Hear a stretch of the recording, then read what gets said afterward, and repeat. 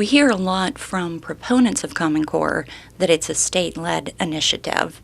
And I think one of the reasons why proponents keep trying to convince the public that Common Core was state-led is so that they can avoid not only the sort of perception and public relations problems with basically a federal takeover of education, but I think they're trying to sidestep some of the federalism concerns. Historically, education has been something that's been left to the states, and we know that to the extent that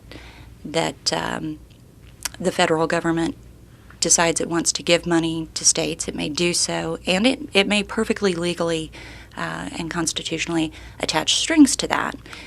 But what we've seen in Common Core is that how it relates to Race to the Top grants is where we're developing a problem. When Congress or the federal government, acting through Congress, decides to attach strings to grants, like Race to the Top grants, again, that's fine, but it has to be done in a constitutional manner. And one of those sort of constitutional prerequisites is that the conditions have to be laid out unambiguously. So the Supreme Court has instructed that it isn't a question of whether states would accept the conditions or not. It's that they need to know what those conditions are. And in order to get the Race to the Top money, states have been strong-armed into signing on to Common Core, and they don't really know what the Common Core requirements are. So there's sort of this step after step after step.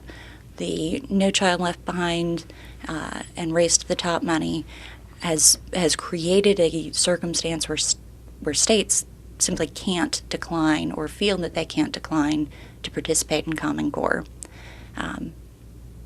I picture the scene in The Godfather.